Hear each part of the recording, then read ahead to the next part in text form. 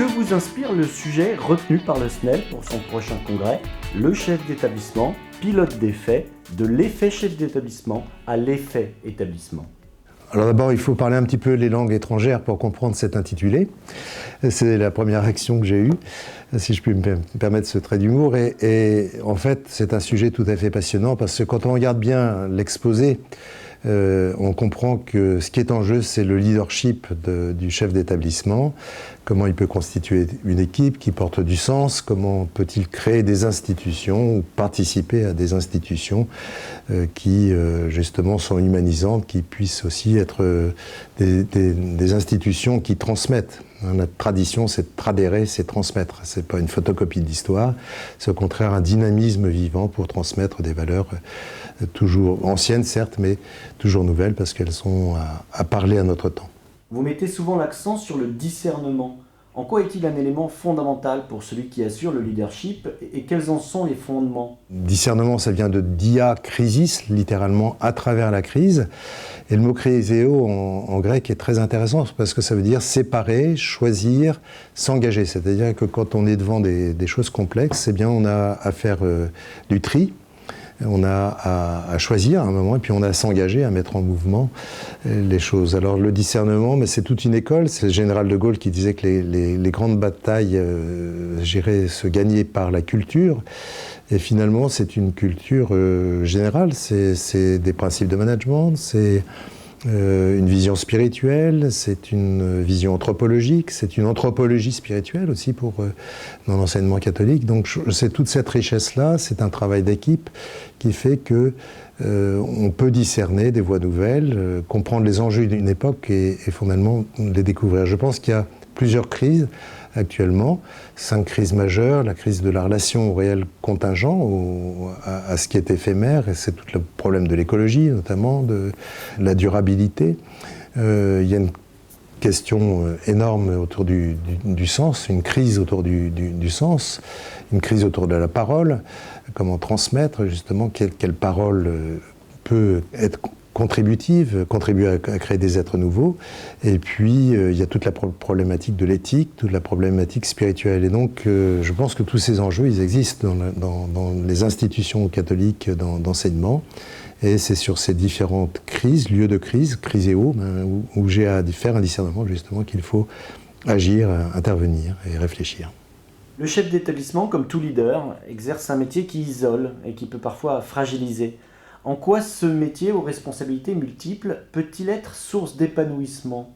Je vais faire un peu de management, de management bénédictin, c'est-à-dire comment gérer sa vie, management, mais aussi management, c'est-à-dire qu'est-ce que dit la tradition monastique là-dessus. D'abord, je crois qu'il faut des lieux de ressourcement. Il ne faut pas être seul. Dans la règle de Saint-Benoît, on voit qu'il y a quand même beaucoup de prises de conseils, par exemple, qui est importante. Et je crois que ce qui repose finalement et détend, c'est quand on peut donner du sens, un sens personnel à son action, quand on peut donner aussi collectivement un sens, quand une communauté partage du sens, des valeurs, les met en mouvement, contribue, eh bien à ce moment-là, il y a un épanouissement qui se fait. C'est-à-dire que le sens, c'est quelque chose qui permet de tirer, c'est un moteur, on pourrait dire, c'est comme des étoiles qui nous guident dans la nuit, mais c'est aussi des actes posés ensemble qui font sens, c'est-à-dire qu'il y a une dimension holistique, si vous voulez, du sens, c'est-à-dire que tout acte, tout doit, je dirais, être conforme au sens qu'on donne. C'est-à-dire que dans une école, eh bien, c'est la manière dont on accueille les élèves, c'est la qualité, la beauté des lieux, c'est la qualité de l'enseignement, c'est la qualité des relations entre les personnes, etc., etc., etc. Je dirais que tout doit faire sens et tout acte doit être congruent avec les valeurs qui nous animent. Et ça, c'est un travail, on pourrait dire, d'ostéopathie, c'est un travail de mise en cohérence qui est très important. Qui n'est pas toujours fait, mais qui, à mon idée, est source d'épanouissement et de grand bonheur, parce que ça respire le sens. Voilà. En quoi les recommandations édictées dans la règle de Saint-Benoît peuvent-elles être utiles aux dirigeants que sont les chefs d'établissement? Alors j'ai parlé de management, il y a d'abord, on voit chez Saint-Benoît une organisation qui est complètement en lien.